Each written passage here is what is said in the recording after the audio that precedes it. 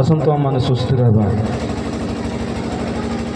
ଆଜି ଏକ ସୁନ୍ଦର ସମାବେଶ ଆମମାନେ ପ୍ରଭୁଙ୍କ ଅନୁଗ୍ରହରୁ ପାଇଛୁ। ପ୍ରଭୁ ଆମମାନଙ୍କୁ ବିଭିନ୍ନ ମଣ୍ଡଳୀ, ବିଭିନ୍ନ ଗ୍ରାମରୁ, ବିଭିନ୍ନ ଜାତି ବର୍ଣ୍ଣ ସମସ୍ତଙ୍କୁ ଏକତ୍ରିତ ଏହି ସ୍ଥାନରେ କରିଛନ୍ତି ଏକ ବିଶେଷ ସମୟ ପାଇଁ, ଯାହାକି ଏହା ଏକ ପୃଥିବୀର ଇତିହାସ ଅଟେ। ପ୍ରତ୍ୟେକ ମନୁଷ୍ୟର ଉଦ୍ଧାର ନିମନ୍ତେ ଏକ ଯୋଜନା ପରିକଳ୍ପନା, ଯାହାକି ପ୍ରଭୁ ପୃଥିବୀ ମଧ୍ୟରେ ତାଙ୍କର ସନ୍ତାନମାନଙ୍କ ପାଇଁ ଯାହା କରିଥିଲେ ତାହା ଆଜି ଇତିହାସରେ ପ୍ରସିଦ୍ଧ। ଯାହାକି ଜଣେ ମନୁଷ୍ୟ କେବେ ମଧ୍ୟ ଯୀଶୁଙ୍କ ପୂର୍ବରୁ ମରଣରୁ ଉଠି ନାହାନ୍ତି, ଆଉ କୌଣସି ମନୁଷ୍ୟ ପ୍ରକାର ଉଠିବେ ନାହିଁ କି ଉଠୁନାହାନ୍ତି ମଧ୍ୟ। କାରଣ ଖ୍ରୀଷ୍ଟପୂର୍ବ 70 ପ୍ରାୟ ଯୀଶୁଙ୍କର ଜନ୍ମ ପୂର୍ବର ଏକ ଭବିଷ୍ୟତବାଣୀ, ଯାହାକି ପ୍ରତ୍ୟେକ ମାନବ ଜାତି ନିମନ୍ତେ ହୋଇଥିଲା, ଯେ ଏମିତି ଏକ ବ୍ୟକ୍ତି ଗୋଟେ ନାରୀଙ୍କ ଗର୍ଭରେ ଜନ୍ମ ହେବେ, ଗୋଟେ କୁମାରୀଙ୍କ ଔରସରେ ଜନ୍ମ ହେବେ, ଯାହାଙ୍କର କି ପାପ ନାହିଁ। ସେହି ବ୍ୟକ୍ତି ମନୁଷ୍ୟକୁ ଉଦ୍ଧାର କରି ନିଜର ପ୍ରାଣ ବଳି ଦେବେ, ଆଉ ସେ ତୃତୀୟ ଦିବସରେ ଉତ୍ଥିତ ହେବେ। ହୋସେୟ ପୁସ୍ତକରେ ତାହା ଲେଖା ଅଟେ 6 ପର୍ବ ତାର 2 ପଦରେ। ପ୍ରିୟ ମଣ୍ଡଳୀ, ଆଜି ଏହି ସ୍ଥାନରେ ଆମମାନେ ଯେଉଁ ଦିବସ ପାଇଁ ଉପସ୍ଥିତ ହୋଇଅଛୁ, ଏହା ଏକ ବିଶେଷ ଦିନ, ବିଶେଷ ସମୟ, ବିଶେଷ ବିଷୟ ଅଟେ। ତେଣୁ ଆମମାନେ ସମସ୍ତେ ଏହି ବାକ୍ୟରେ, ଏହି ଈଶ୍ୱରଙ୍କ ଜୀବନ୍ତ ଶାସ୍ତ୍ର ମଧ୍ୟରେ ଭରସା କରି ଯେଉଁମାନେ ବି ଆଜି ଜୀବନ କାଟନ୍ତି ଆଉ ତାହାଙ୍କ ନିକଟକୁ ଯାଆନ୍ତି, ପ୍ରଭୁ ସେମାନଙ୍କୁ ମଧ୍ୟ ସେହି ଶକ୍ତି ପ୍ରଦାନ କରିବେ, ଆଉ ସେମାନେ ଯୁଗାନ୍ତ ସମୟରେ ପ୍ରଭୁଙ୍କ ନିକଟବର୍ତ୍ତୀ ହେବେ। ତେଣୁ ଈଶ୍ୱରଙ୍କର ଜୀବନ୍ତ ଶାସ୍ତ୍ର କହେ, ଯାହାକି ପ୍ରେରିତ ପୁସ୍ତକ ତାର 2:14 ପଦରେ, କିନ୍ତୁ ଈଶ୍ୱର ମୃତ୍ୟୁର ବନ୍ଧନ ମୁକ୍ତ କରି ତାହାଙ୍କୁ ଉଠାଇ ଅଛନ୍ତି, କାରଣ ସେ ଯେ ମୃତ୍ୟୁ ଦ୍ୱାରା ଆବଦ୍ଧ ହେବେ ଏହା ଅସମ୍ଭବ ହେବ। କାରଣ ଈଶ୍ୱର ଜଗତ ମଧ୍ୟରେ ଯାହାକୁ ମାନବର ମୁକ୍ତି ପାଇଁ ବ୍ୟବହାର କଲେ, ମନୋନୀତ କରିଥିଲେ, ସିଏ ହେଉଛନ୍ତି ଯୀଶୁ ଖ୍ରୀଷ୍ଟ। କାରଣ ତାହାଙ୍କୁ ଶୈତାନର ଶକ୍ତି, ଏହି ପୃଥିବୀର ଶକ୍ତି, ଏହି ପୃଥିବୀର ପରାକ୍ରମ, ଯାହାକି ତାହାକୁ ବନ୍ଧନରେ ଆବଦ୍ଧ କରିବା, ମୃତ୍ୟୁ ଦ୍ୱାରା ତାହାଙ୍କୁ ଲୋପ କରିବା ପାଇଁ ଯୋଜନା ଥିଲା, କିନ୍ତୁ ତାହା ନୁହେଁ, କେବେ ତାହା ସମ୍ଭବ ହେବ ନାହିଁ। ତେଣୁ ପ୍ରଭୁ ତାହା ତୃତୀୟ ଦିବସରେ ପୁନରୁତ୍ଥିତ ହୋଇ ଆଜି ସାରା ଜଗତ ମଧ୍ୟରେ ଇତିହାସ ସୃଷ୍ଟି କରିଛନ୍ତି। କାରଣ ଯିଏକି ଈଶ୍ୱର ସେ କେବେ ବି ମରନ୍ତି ନାହିଁ, ଯିଏ ସୃଷ୍ଟିକର୍ତ୍ତା ସେ କେବେ ବି ଲୋପ ହେବେ ନାହିଁ। କାରଣ ତାହାଙ୍କଠାରେ ସୃଷ୍ଟିର ଶକ୍ତି ଅଛି, ତାହାଙ୍କଠାରେ ଜୀବନ ଅଛି। ଯିଏ ଜୀବନ ପ୍ରଦାନ କରନ୍ତି ସେ କେବେ ବି ମରଣ ମୁଖକୁ ଯିବେ ନାହିଁ, କି ମରଣ ତାକୁ ଛୁଇଁ ପାରିବ ନାହିଁ। ଆଜି ଯେଉଁମାନେ ବି ତାହାଙ୍କୁ ବିଶ୍ୱାସ କରନ୍ତି ସେମାନଙ୍କ ପ୍ରତି ଈଶ୍ୱରଙ୍କର ଏହି ଶକ୍ତି ଅଛି। ତେଣୁ ଈଶ୍ୱରଙ୍କ ଶାସ୍ତ୍ର କହେ, ଯେଉଁମାନେ ତାହାଙ୍କଠାରେ ବିଶ୍ୱାସ କରନ୍ତି ସେମାନେ ମୃତ୍ୟୁକୁ ଜୟ କରିଅଛନ୍ତି, ତାଙ୍କ ପାଖରେ ଆଉ ମୃତ୍ୟୁ ନାହିଁ। ତେଣୁ ଆସନ୍ତୁ ଆମମାନେ ସମସ୍ତେ ପ୍ରଭୁଙ୍କ ନିକଟରେ ଏହି ଭରସାରେ ଆଗକୁ ବଢ଼ିବା, ପ୍ରଭୁଙ୍କ ଯୀଶୁଙ୍କ ନିକଟରେ ବିଶ୍ୱାସରେ ଆଗକୁ ଯିବା। ଆମମାନେ ମଧ୍ୟ ଏହି ଶକ୍ତିର ଆକାର ହେବା। ଏହି ବାକ୍ୟରେ ପ୍ରଭୁ ପ୍ରତ୍ୟେକଙ୍କୁ ଆଶୀର୍ବାଦ କରନ୍ତୁ। ଆମେନ୍। ବହୁତ ବହୁତ ଧନ୍ୟବାଦ ସାର୍। এই সময়ে ଆମେ ଆଉ ଗୋଟେ ମେସେଜ ଶୁଣିବା। ଆମମାନଙ୍କର କନ୍ଧମାଳ ବାପ୍ଟିଷ୍ଟ ମଣ୍ଡଳୀର, କଟାବାଡ଼ି ମଣ୍ଡଳୀର ଆମର ସ୍ଥାନୀୟ ପାଳକ ଆଜ୍ଞା ଅଛନ୍ତି। ତାହାଙ୍କୁ ଆଜି ଏହି ମହାନ କାର୍ଯ୍ୟରେ, ମହାନ ପରିତ୍ରାଣ ଦିନରେ ପାଇଥିବା ହେତୁ ଆମ ସମସ୍ତଙ୍କ ତରଫରୁ ତାହାଙ୍କୁ ଖ୍ରୀଷ୍ଟ ପ୍ରେମ ନମସ୍କାର ସହିତ ଆଜି ବାକ୍ୟକୁ ଆଗକୁ ନେବା ପାଇଁ ମୁଁ ଅନୁରୋଧ କରୁଛି। ଏହି ମହାନ ଦାସଙ୍କୁ ପାଇଥିବା ହେତୁ ଗୋଟେ ଜୋରଦାର କରତାଳି ସହିତ ପ୍ରଭୁଙ୍କୁ ଧନ୍ୟବାଦ ଦେବା।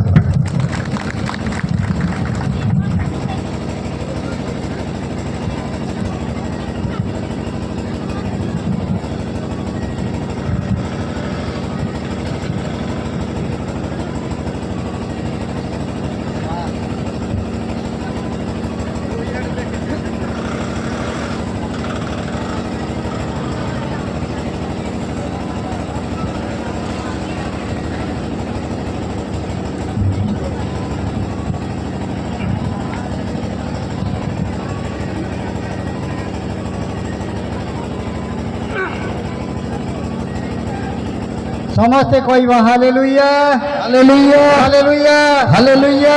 ମୃତ୍ୟୁଞ୍ଜୟ ଯୀଶୁଙ୍କର ଜୟ, ମୃତ୍ୟୁଞ୍ଜୟ ଯୀଶୁଙ୍କର ଜୟ, ହାଲେଲୁୟା ହାଲେଲୁୟା।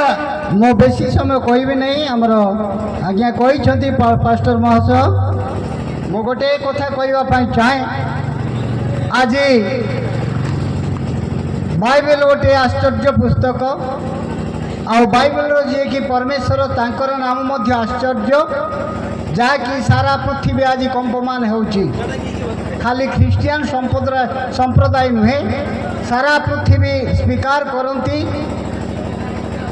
ସାରା ପୃଥିବୀର ଲେଖାରେ, ଇତିହାସରେ କଲେଜ ପିଲାମାନେ ମଧ୍ୟ ପାଠ କରନ୍ତି।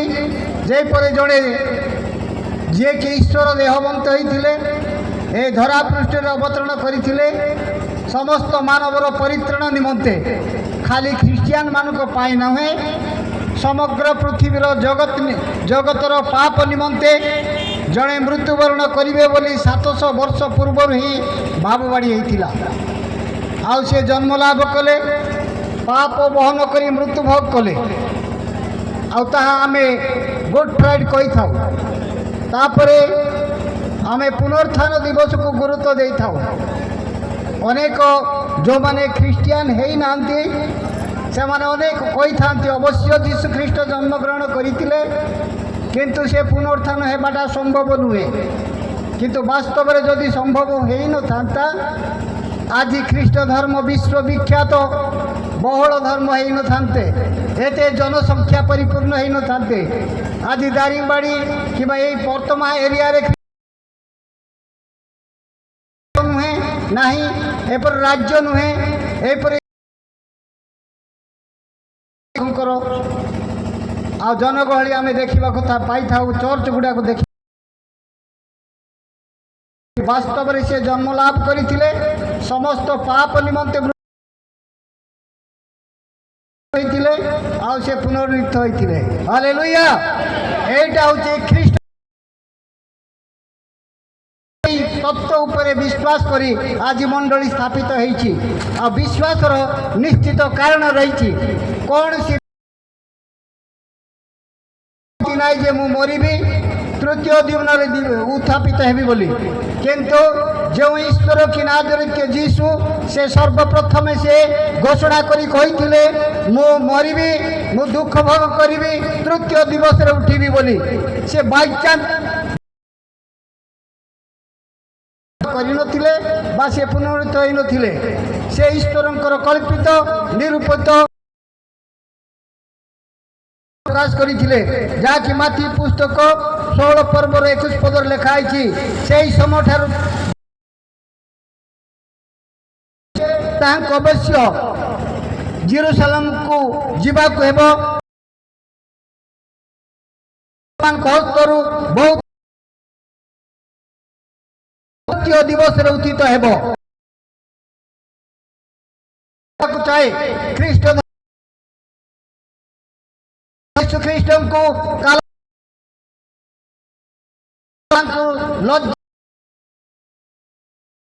ସମୟରେ ଅନେକ ଶିଷ୍ୟମାନେ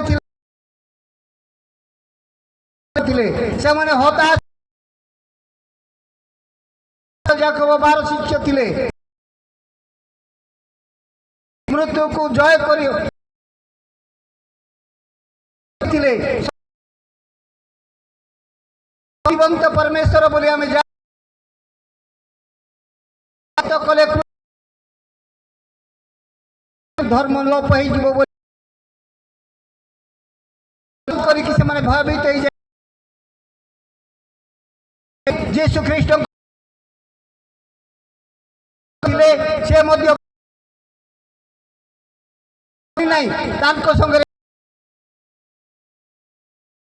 ପ୍ରଭୁ ତୃତୀୟ ଦିବସରେ ଉତ୍ଥିତ ହେଲେ।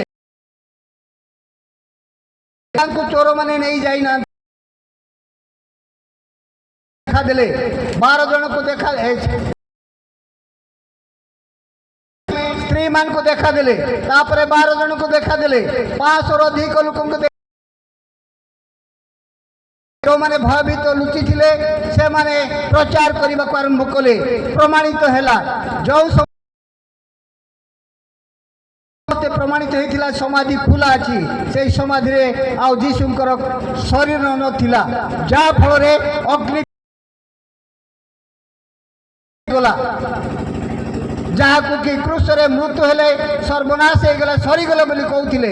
ପୁନରୁତ୍ଥିତ ନ ହେଇଥିଲେ ଆଜି ସାରା ପୃଥିବୀରେ ଖ୍ରୀଷ୍ଟ ଧର୍ମ ଅତି ଯନ୍ତ୍ରଣା କଷ୍ଟ ଦେଲେ ମଧ୍ୟ ଏତେ ବିସ୍ତାରିତ ହେଇନଥାନ୍ତା।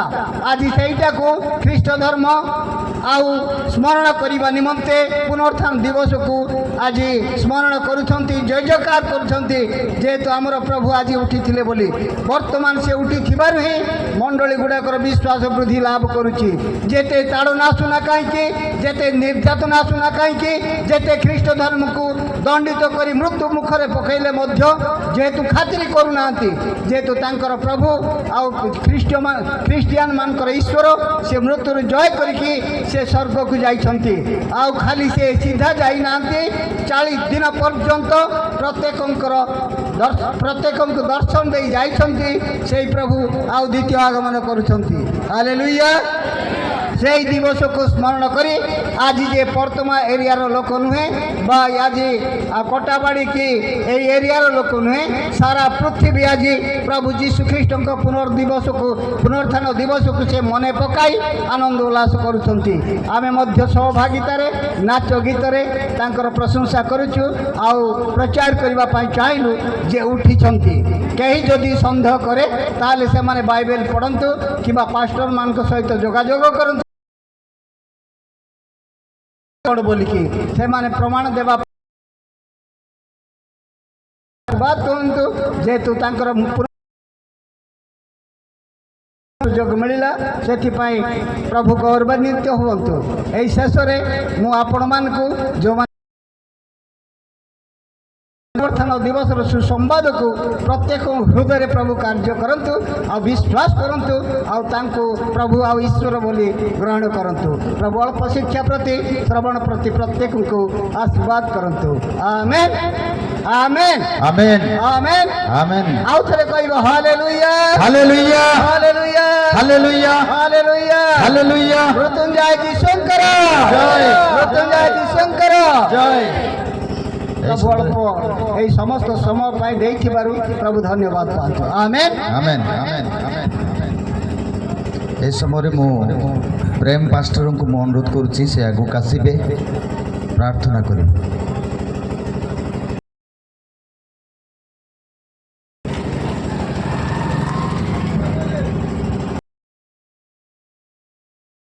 ଆଉ ସମସ୍ତେ ଆମେ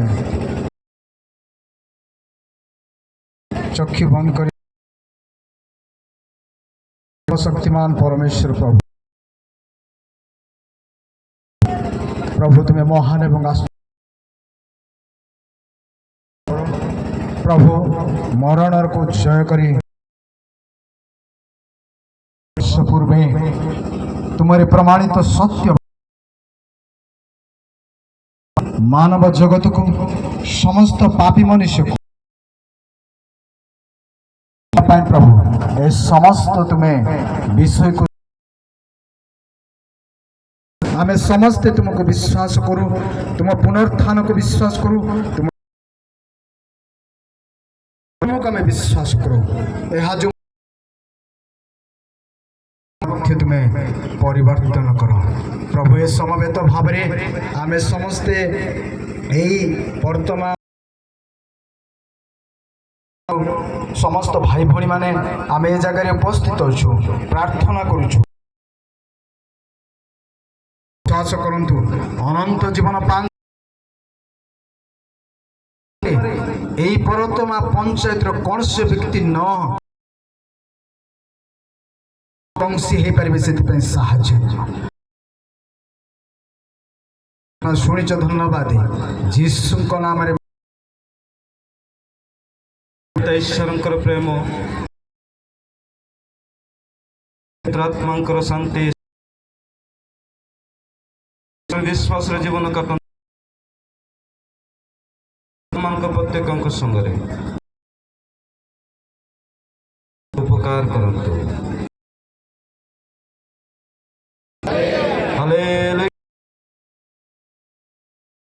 ଜୟ ପ୍ରଭୁ ଯୀଶୁ କର। ଜୟ ଏ ସମୟରେ ମୁଁ ପ୍ରତ୍ୟେକ କରି ଆସୁଛୁ